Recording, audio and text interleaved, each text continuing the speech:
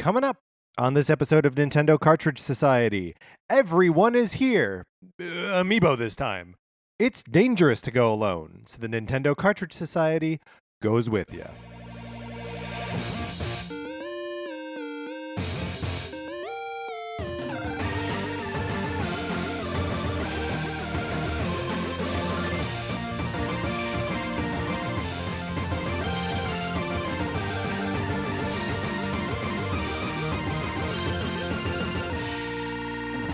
Welcome to Nintendo Cartridge Society. My name is Patrick Ellers. I am joined, as always, by my co-host, Mark Mitchell. We have got a good show for you today. We're going to be talking about the news from the week, including Square Enix hiring up for an unannounced Switch game and the return of one of the Wii's best-selling games. And then on Thursday, we're going to come back and rank the worlds from Super Mario Bros. 3, so come back for that. But in the meantime, Mark, how are you? Feeling fabulous. Feeling fabulous. It's like a nice, pleasant evening. This feels good. It feels great. It feels like we got nothing to be worried about. Like Kick our feet up. Yeah, let's be safe and like loved and validated for once.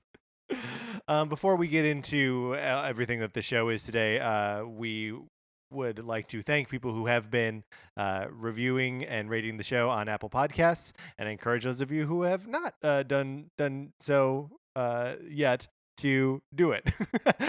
Special thanks to Too Cool for School for giving us a 5-star review this week. We appreciate it. And then, of course, you can always follow us on Twitter. I'm at Patrick_Ellers. Mark is at MKE Mitchell. The show is at NinCart Society. And we are also on Facebook just as Nintendo Cartridge Society. All of that following and all of that reviewing helps us out. How much, Mark?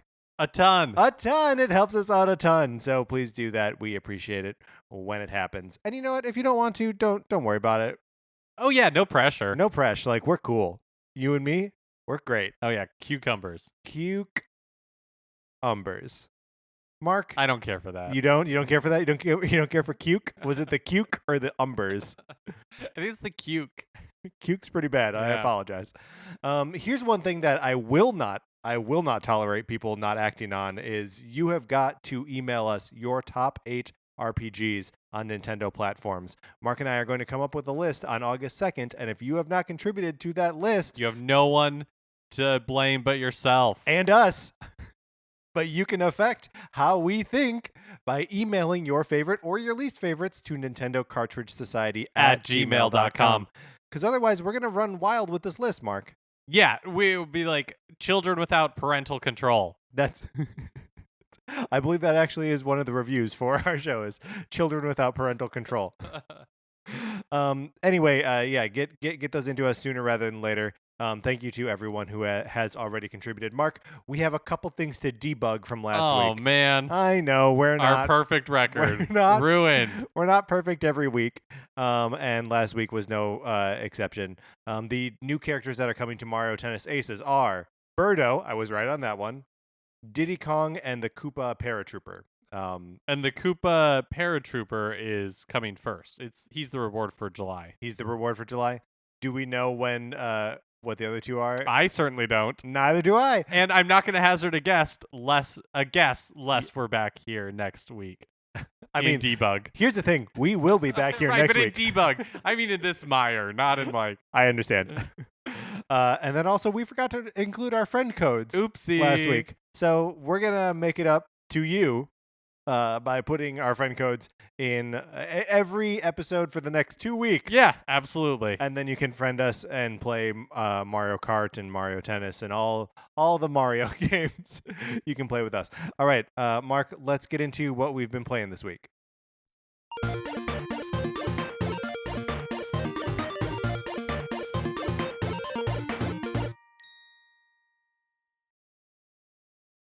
I've been kind of kicking it with Mario Tennis Aces. Yeah, how's that treating you? It's fine. Yeah. I haven't gone back to the adventure mode. Good. But I've just been doing some tournaments with the computer. That's pretty much all I can do in this game, but I'm still having fun. I'm enjoying it. I went back after our discussion last week, and I finished the adventure mode. You maniac. How close were you to being done? I was probably about like an hour or so of play away. Oh, okay. After where I was, you go back to the original island, and you do a doubles match of the very first time in adventure mode where you're playing as someone not Mario, as Peach and Daisy against Wario and Waluigi. Um, and then after that, then you have like a single match against Luigi. And if you lose in that match against Luigi, you got to play the whole thing again. Oh, Yeah, so I only messed it up once, because I was like, I cannot let that. that sounds fitting for like the nightmare that is adventure mode, though. Yeah, and then there's like a boss fight after that, which is just a giant Bowser, but it's fun. And I was happy that I went back and polished it off. Since doing that though, I haven't turned the game back on. So I think I just need like a little bit of time away from it before I can really go back. I also spent a little time playing Mario Kart 8 Deluxe last night. Sarah and I were looking forward to something to like blow off steam. And that was a great. I mean, this is something we know already. Mario Kart 8 Deluxe is awesome and is like the ideal of what Mario Kart can be, and it's got everything that's ever been in Mario Kart. And it kind of just got me excited for Smash to come out, because like that's what Smash Ultimate is like the sort of greatest hits, not just greatest hits, the complete collection of what Smash is, and Kart is like the complete collection of what Kart is. Um, Also, we didn't do this, so I'm sure we'll talk about it at another date. But I'm really looking forward to building the motorcycle with the Labo kit, and then using that to control the carts in Mario Kart. Because how weird is that? Yeah, I mean, one of the things we didn't really do in Labo at all is the like mini game things that come with it, right? Did we build something that No, I mean not really. could have We used it? we controlled the remote control car a little bit. We set up a racetrack that was fun.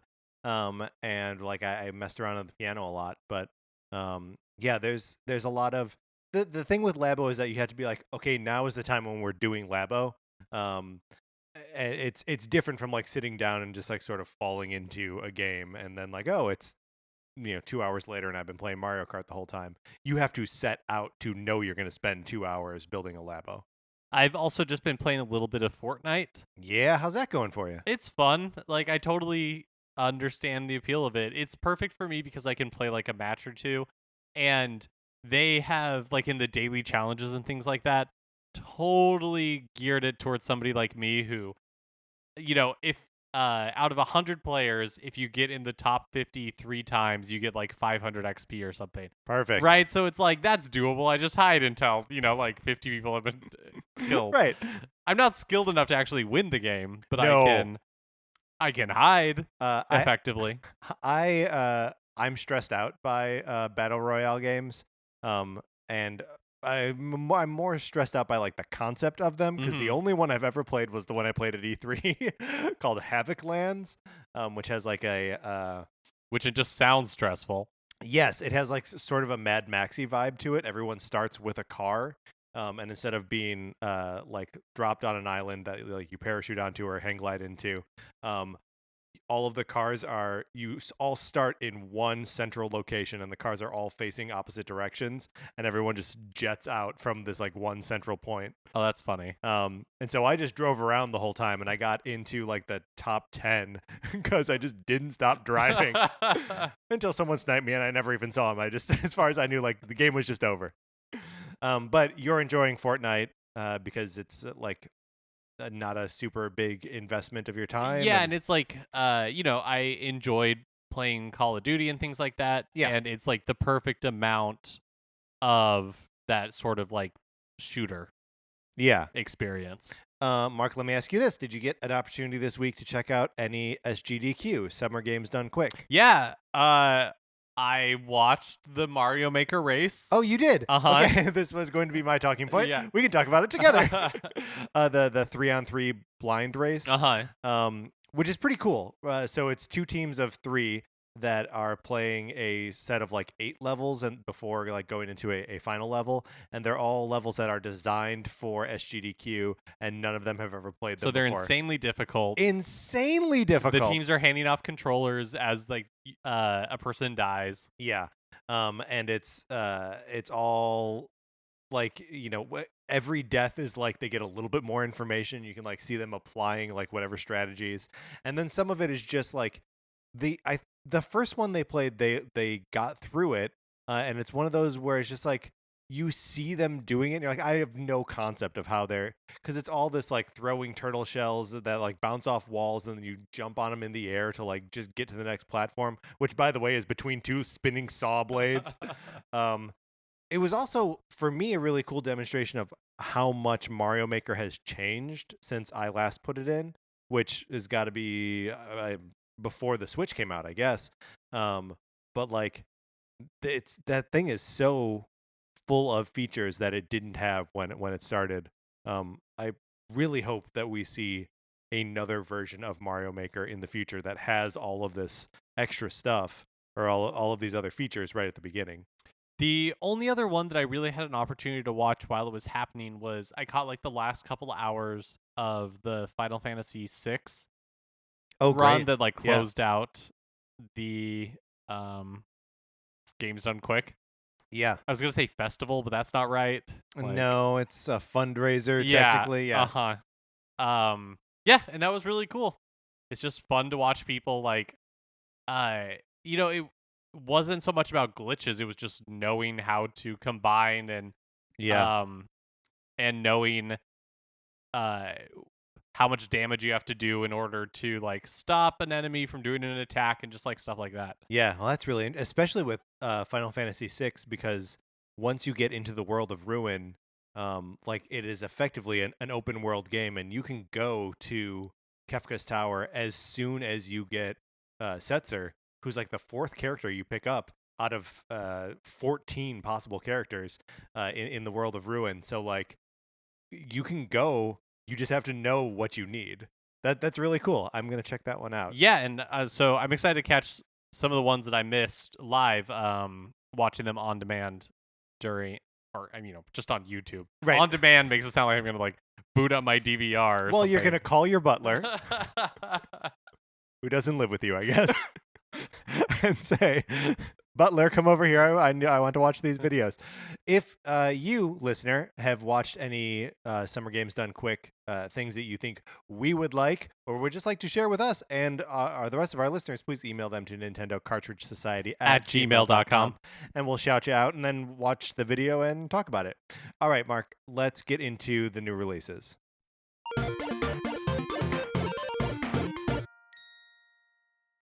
All right. Does anything else matter this week except on July 5th? Woo! Johnny Turbo's Arcade 2 Crude Dudes is finally coming I don't out. know why you would do this to me, Mark. Didn't we talk about Two Crude Dudes? Two What- Crude Dudes? Wasn't it supposed to come out like weeks ago? I swear we have said 2 Crude Dudes on this show before. Maybe. And it wasn't in relation. It Are you wasn't like sure? referring to ourselves. Are you sure you're not confusing it with Hello Kitty Cruisers? I am positive because I love Hello Kitty Cruisers. No, of course on Thursday Pocket Rumble comes out. Finally. Finally. At long last. There's also the Neo Geo game is Samurai Showdown 5. But who cares? Pocket Rumble. Right? Yeah, exactly. Who needs Bad a week j- for like a retro Yeah. fighting game, Neo Geo. Yeah. Yeah. Also on Friday, July 6th, I think Night Trap is being released. No. I believe so. Wow. All right. Are you gonna pick that up? No, I don't think so. But I love the fact that it's. You love that it's there. Well, here's the thing. So I was going to pick up Ys 8, mm-hmm. and I Lacrimosa of Dana. and I may still do so at a future date. But I was looking at the release calendar, and it's like, all right, Ys 8 is out now, and it's an RPG, which means I have to put a ton of time into it. Right. And Next Octopath week. Traveler Yes. is just next week, so it didn't make sense to buy like one right after the other. Here's the thing. We will talk about it next week for sure. But next week is kind of a packed week of games that I'm interested in. 20XX is finally coming to Switch. Bomb Chicken, which looks cool. The Captain Toad and Octopath Traveler are all coming out next week. So it's like games of all sizes that I'm actually interested in playing. So I swear we said Bomb Chicken was coming out last week. Bomb Chicken is coming out next week. So Well, maybe we said it last week. Debug then. No, I don't think we were You, wrong. you I think I'm wrong now? No, I think you're right. I think it didn't come out. We've been burned before. So it wouldn't surprise me if it was originally going to come out next week. None of this matters. None of this does matter. Also coming out next week, and again, we'll talk about this next week, but the Marina and Pearl Amiibo are finally coming out, and I'm excited about those. I've had them pre-ordered for like 6 months now, or whenever they were announced. I pre-ordered them right away. We're really just trying to get over this week over with so we can talk about next week. That's right. But Pocket Rumble, I'm very excited. I really hope it's not a game that I buy and I play for like 10 minutes and I'm like, okay, I get it. Yeah. I fear that it will be. How much is it? I don't know. It doesn't matter at this point. I have to buy Yeah, it. you right? do. You do. I feel You like do. my whole persona, if I didn't buy Pocket Rumble when it came out, I think I would just simply cease to exist. All right, Mark, let's get out of the new releases.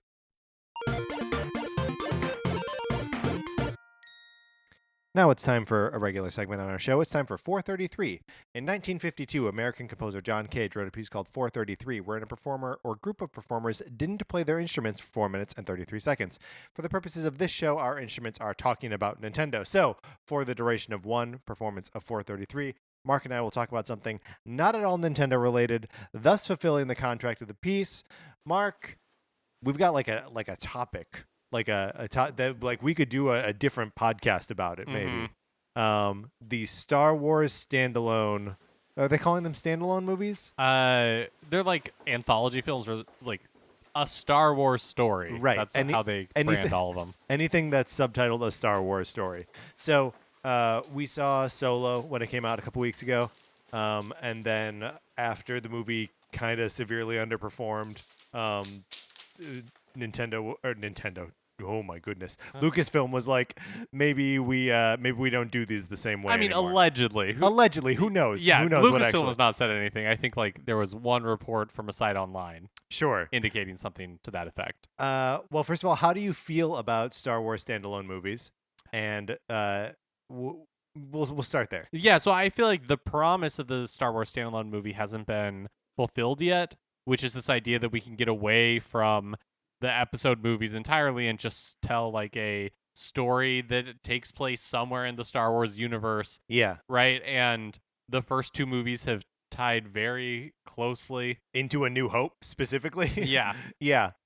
Yeah, I mean, I'm with you on that. I almost like that they're there because the like numbered episode movies seem to be like so focused on like ideas of legacy, and like they know where they are in relation to like the original Star Wars movies, and they like have something like big and interesting to say about what Star Wars is and what those characters are to us and blah blah blah blah. And if like Solo and Rogue One are just going to be like fun adventures, like I'm there for it. Like I like it. I think it's a fun and like a change of pace. Yeah, totally. I just wish they were getting Wilder? further. I just wish they were getting further away. Yeah. Right? Where it didn't have to star somebody we already knew, or it didn't have to tie into a movie where Yeah. we were already familiar with. So when we were first talking about this topic, you said maybe we pitch our own Star Wars stories. Yeah. So did you have something in mind? No, not specifically, but now I'm trying to think like You know what I would like to see, and I've always been very interested in, is I would like to see a have you seen the trailers for this movie where the kid finds the like robotic cat who's also a motorcycle? oh yes, I did. So I want to see like that movie, but for the Rancor and the guy who like trains the Rancor and who like cries when it dies. I want to see like how that character as a little boy discovers a Rancor It's like Turner and Hooch from a certain point of view. from a certain point of view. Yes. A boy and his monster is basically what I would like to see with the fat guy from The Return of the Jedi and his buddy the Rancor. Okay, sidebar. Ooh. The that trailer for the movie where it's like a robot dog Yeah. and like the boy who finds them. Doesn't that dog seem like it should be cuter? Yes, it does seem like the animal should be cuter.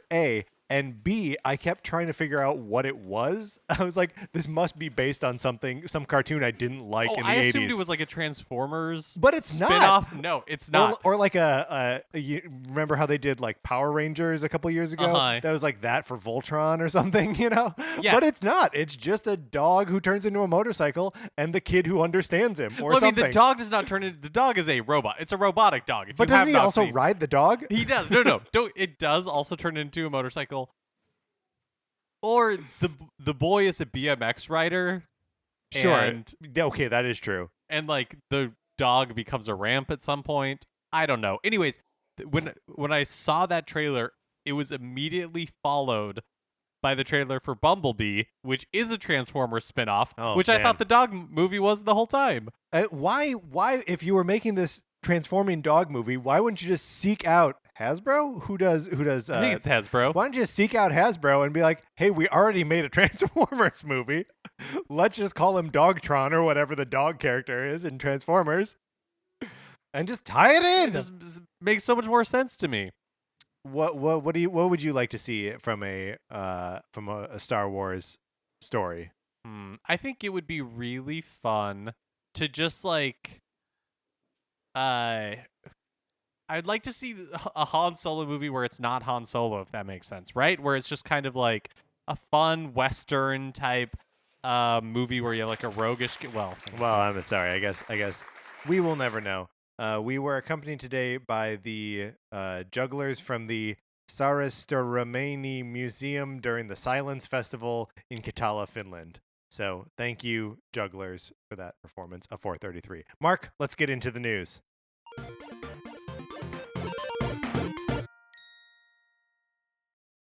Okay, so we knew that Telltale's The Walking Dead, the final season, is coming to Switch at some point. But it was always, I guess, like a little weird that none of the previous games in the Walking Dead series were available on the platform. So European retailer Media Market, with no E, just MARKT, Marked. is listing both seasons 1 and 2 for Switch with release dates of August 31st. So Telltale hasn't mentioned anything about this. Right. And we've seen other retailer listings for things like Guardians of the Galaxy Telltale game on Switch and things like that. That have not actually panned out. So who knows if this is a real thing or not? Who knows if it's real? Also, like, even if seasons 1 and 2 are coming, there was a third season, and then they had all these like other little mini things, right? Like there's the 400 days. I haven't played any of them. And also the Michonne has a 3-episode series as well. So like, even if seasons 1 and 2 come out, it would be the whole saga is not coming to Switch. I don't know. I put this in here because it seems like if it does happen, I want to be on top of it, but I also don't totally believe it. Square Enix Business Division 8 is hiring for a project assistant to work on a new action RPG planned for Switch and PlayStation 4. Business Division 8 most recently worked on the Secret of Mana remake that came to PS4 and Vita earlier this year. Not a super well received remake, right? Right. Seemingly just kind of like came and went without much fanfare. There was some like coverage of it leading up to its release, but once it was actually out there. Yeah, I think people were excited about the idea of a Secret of Mana remake. One of the criticisms I remember reading about it was that like the character models are all like 3D and you can see their faces and stuff, but there's no acting on the characters. So like when in the beginning you're like standing on this log bridge over a waterfall and there are like some kids there who are like bullying you, your character's just like standing there with a goofy smile. Oh, it's like how in Sun and Moon, yes, your avatar is always just like blank faced. Yeah, and you're like, well, you should be scared right now. But if they are, I don't know, any crazy conspiracy theories about what this is, Mark? No, it would maybe a new game in like the Mana series. I wonder if they would ever remake the Second Densetsu 3 or Secret of Mana 2, which never came to the West. Probably not. Well, I mean, who wants a remake at this point? Because when's the last like Square Enix remake that was good or people liked? That's a great Just question. give us a Just new give us a game new in the game, yeah. series. Yeah. If anyone can think of the last Square Enix remake that people liked, Nintendo Cartridge Society at At gmail.com. gmail.com. Nintendo of Japan's official website has confirmed that there will be new amiibo for Resurrection Fighters in Super Smash Bros. Ultimate. So the site mentions Pichu and Ice Climbers by name, and we've already had amiibo for new fighters like Ridley, Inkling, and Daisy confirmed. So does that mean that Solid Snake's gonna get an amiibo? Solid Snake? Young Link? Maybe. Pokemon Trainer? Okay, so let's talk Star Wolf? let's talk about Pokemon Trainer for a second. So there already is a Charizard amiibo. Do you think they're just going to be like, the Charizard counts? They might, but like it also seems like they would sell a ton of Pokemon Trainer amiibo. That is true. Also, if they just made like a Squirtle and Ivysaur amiibo, that they would also sell a ton of those too. So why not actually do all of them? Why not do one Pokemon, one Squirtle, one Ivysaur, and then reissue the Charizard? Yeah, how many Pokemon amiibo have we had in general? Okay, so there's the Charizard, there is the Greninja, Jigglypuff, Pikachu, Detective Pikachu. What am I missing from Is there a Pokemon Bulbasaur or Mew? anything? No. So like a lot of the classics. Right. I said Mew, but Mewtwo is what I meant. Yeah, a ton of the classics aren't there. Most of these starters, we just have the Charizard, but none of the rest of the Gen 1 starters. So yeah, I mean, if they ever decide that like they want to really team up with the Pokemon Company and just like print money, which I understand is what they already do with the Pokemon Company. I understand this, but if they wanted to do it by selling plastic figurines, they would make just a ton of Pokemon amiibo. A Solid Snake amiibo would be pretty fun too. That would be dope. I would like that a lot. I mean, probably all of these are a shoe-in for me, because I have a problem. And they all seem obtainable. None of them are like crazy asks. Yeah, that's true.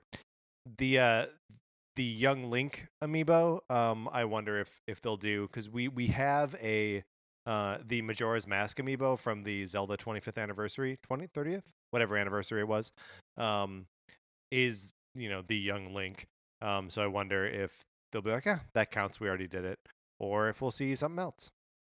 Also, the Smash Ultimate developers blog revealed that Snipperclips music will be featured in the new game, so that's fun. That's cool. I like that. I like seeing Snipperclips on the big stage there. Do you think that means we'll see characters, a support trophy, just a regular trophy, a stage, anything based on Snipperclips? Oh, any of that would be fun. Oh. Snipperclips seems like super perfect for like support characters and stuff in Smash. Yeah, I think so, especially as a support trophy, I think that'd be super cool. And as a stage, I think it would be a cool stage. Yeah, and just getting like cut out and those basketball bright like geometric shapes. Yeah. Speaking of Amiibo, Game Informer published an interview with Nintendo of America president Reggie Fils-Aimé this week, where he said that the company is still, quote, all in on Amiibo. I guess that's probably in response to it. Even though they keep announcing them left and right, it kind of feels like a little bit of a Amiibo slowdown. Well, I mean, I think one of the things that feels like a real slowdown is that the last time a Smash game was detailed, they were like, oh, by the way, here are 52 Amiibo. Buy all of these. And there hasn't really been something big like that since. Like it's usually like, here are 2 Amiibo here or 3 here. Like the Octo expansion is getting a set of 3, or Mario Odyssey got a set of 3. But yeah, no, there hasn't been like a big, huge Amiibo push, really since like the second wave of Super Mario Brothers Amiibos. And that was a long time ago. He was also asked about the classics line, like the NES Classic and the SNES Classic. Mm-hmm. And he, of course, gave a non-answer, saying that this year they're focused on like the NES Classic back on shelves and the SNES Classic continuing to be stocked. He understands that fans are super excited about Nintendo's legacy content, and it's one of the things that Nintendo really has going for it.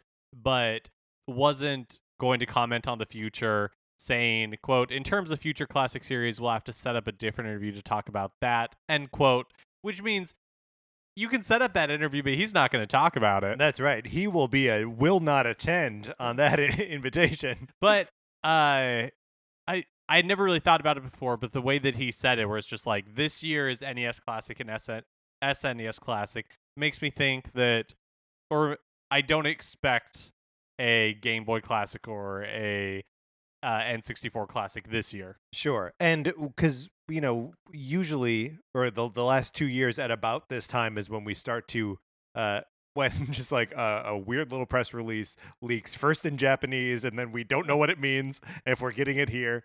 But yeah, like right after E3, the last 2 years is when these things have been announced. And maybe we will still see something like that, and Reggie is just throwing us off the trail. Yeah, doing his job well. Yeah, good boy, Reggie. Or maybe this is the year off, and they really are making good. Like it's been nice to see. I follow all kinds of nerdy Nintendo accounts on like Twitter and Facebook, and that people are actually able to find NES classics, even go into a store, not the second they open, and buy one. Is encouraging, because these are the sorts of things that people should have always been able to buy, and so that they're finally making good on that, and then next year maybe moving on to the next thing, I think it's good. Last week we talked about some Switch users hacking their systems All to make Switch users. to make their profile images pornographic. In an unsurprising move, Nintendo has been quick to ban those users from online play. Good. Sorry, Greg Smith. Good on you, Nintendo, and sorry, Greg Smith. You shouldn't be naughty, Greg. In an interview with CNET, Nintendo's Shinya Takahashi was asked about game streaming. Basically, the idea of like making games as accessible as Netflix is. Okay. You can stream it on any device, that sort of thing. Ubisoft CEO has talked about how he thinks that like streaming games is kind of like the future of the medium. Sure. So it like a little bit in the vein of PlayStation Now. Yeah, is exactly. Yeah. And like is Microsoft's like Play Anywhere thing? I mean, that's just downloading on a computer. I right? believe so. Okay. Yeah. Not streaming. Takahashi says, quote, we hear all of this and we're thinking about a lot, but we would have to determine what is a very Nintendo approach to that if we were ever to do such a thing. But of course, nothing is decided. Of course, nothing is decided. So the one thing I thought was interesting about this is how he says that it would require a very Nintendo approach.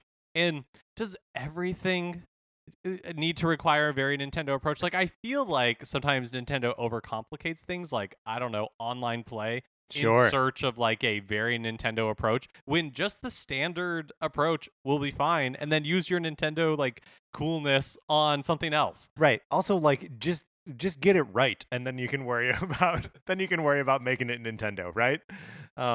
It's still crazy to me that you can do like in-game chat with Fortnite, because Epic was like, no, we need to be able to do this, and Nintendo's just like, okay, we couldn't do it in Splatoon for some reason, but here or you like go. chose not to. Yeah, for whatever like very Nintendo reason.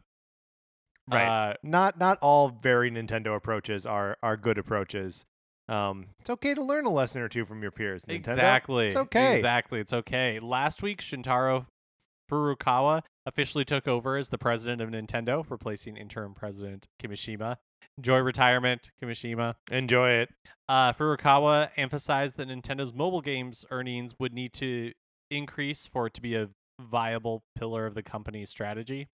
Yeah, which is, I mean, it always seemed to me like Nintendo's mobile stuff was turning a profit for them, but maybe just not quite on the level that we thought it was. I mean, I think it's turning a profit for them, but compared to what they're making with the Switch and with traditional game sales, it's probably just a very small, insignificant amount compared to the whole. He also mentioned that the company will continue to focus on 3DS, that they are, quote, considering various possibilities, end quote, for a successor to that system. A successor to the 3DS. I think we're bordering on not news here. Sure, Not I like understand. fully falling into it, but Right. just like it's kind of the standard non-answer. Right. Yeah, we're thinking about what we want to do as next steps for this thing. Yeah. When in reality, it might be like phase it out. That could be the next successor. Is like, it's the Switch. It's already here. Yeah, good point. Sort of related, Doug Bowser, the senior VP of sales and marketing for North America, commented on the lack of 3DS games at E3 in an interview with Club Nintendo, explaining that there was just so much software for Switch So much that software. they didn't want to distract from the phenomenon that platform has become. That's his word, by the way. Phenomenon, not platform. He probably also said platform, but describing the Switch as a phenomenon is Doug Bowser's word on it. That's another sort of not really news item of just, but it's, I think, telling that at E3 they didn't show or talk about 3DS at all. Right. Which, we knew going in beforehand that it was going to be mainly Switch focused. It is interesting to me that so far there isn't like a big holiday game coming this year to 3DS, right? I mean, when is Luigi's Mansion coming out? 2019. Wait, Luigi's Mansion is 2019, or is that Bowser's Inside Story is 2019? I think it's Luigi's Mansion, but maybe it is this holiday. But even then, it's not really like a blockbuster like holiday It's a title. remake of a GameCube game, yeah. Which is really all we really have coming for the 3DS. Are like the indie developers have left it behind already. Atlas probably has some Atlas will put stuff out on 3DS RPG forever. coming They're out. still putting stuff out on PSP. Come on. And basically all third-party support, as far as I can tell. We go through new releases here every week on all the Nintendo platforms, and we have kind of just stopped saying 3DS, except for the odd, IFO last week or whatever. But we know that it's going to be a dagger in everyone's heart when the new like throwback Zelda is announced for this thing. I still believe there is one more heartbreaker, one more game that's going to make us drag our 3DSs out of the closet or drawer or wherever they are. It's inevitable because that would be a very Nintendo approach, wouldn't it? It would be a very Nintendo approach. There's also a new 2DS bundle coming out in North America. It comes with New Super Mario Brothers 2, and then 3 designs for the new 2DS in Japan based on Minecraft, Animal Crossing, and Mario Kart. The Mario Kart one's like a red and black one. I think it's the least cool of the 3. The Minecraft one has it's like green and blocky and looks like a creeper. And the Animal Crossing one is just it's like a nice, is it almost like a teal color? And just has like little leaf designs on it. And just sort of says animal. It's very classy. It's very classy. So the Minecraft one, I know we just talked about how an N64 Classic isn't coming, but Nintendo and Microsoft are buddy the past few months. So what are you saying? I mean, you're saying that if GoldenEye's guaranteed. If there is a Nintendo 64 Classic, Mark is saying GoldenEye guaranteed. Yep. I would still suspect that even if Microsoft and Nintendo were like, yes, we're in this together, we're gonna help each other out, that they would, whoever holds the rights to James Bond right now would be like, nah. Like Banjo-Kazooie, yes. Perfect Dark, yes. Diddy Kong Racing, yes. Conker's Bad Fur Day, fine. Banjo Tootie, fine. And that's probably it for rare games. Killer Instinct, maybe. Probably not, though, because they're still putting out Killer Instinct games, right? Somebody is. Yeah, somebody is. Yeah, that's a good point. Who has the James Bond license? I don't know. It was like Activision around Quantum of Solace time. I don't even know. Yeah, that was a long time ago. Yeah. Who made Agent Under Fire on the PS2? EA. Also, one more thing from the Furukawa interview.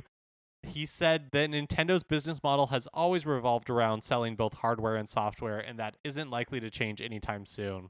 Right. So, and then that's again, this is another not news item, and just one of those things that no matter how much you wish Nintendo would just turn into a third-party developer for other systems, it's never gonna happen. Who's wishing that, you monsters? You're a monster.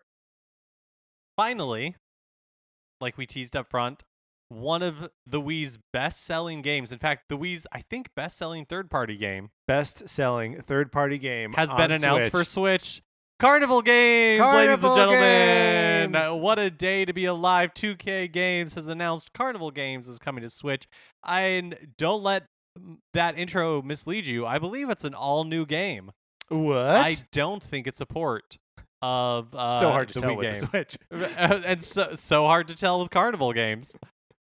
All right, Mark, that's good to know, but let's close out this segment.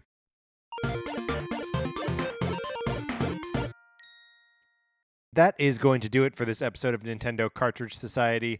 Remember to come back on Thursday where Mark and I will be ranking the worlds from Super Mario Brothers 3. Oh, and is that ranking definitive? You know it is. Until that time, though, you should rate, review, subscribe on Apple Podcasts. And if you have Facebook or Twitter or any social media at all, you should share these episodes because it helps us out tremendously. Tell your friends we're an enjoyable show. If you think we're an enjoyable show. If you don't, then you don't have to lie. But you could lie. You could lie. I mean, you could lie. What does it hurt you to lie? It'll be like a rush of excitement for a second. You'll be like, ooh, I'm getting away with something. Follow us on Twitter. I'm at Patrick_Ellers. Mark is at MK Mitchell, and the show is at Nincart Society. Check our friend codes in the show notes. They are there this time, I promise. If you like Mark and Mine's opinions, we write about comic books on retconpunch.com. Olivia Duncan made our logo. Our theme music is provided by 8-Bit Betty. You can get more of his music by going to 8bitbetty.com or by listening right now. For my co-host, Mark Mitchell, this is Patrick Ellers saying thanks for listening.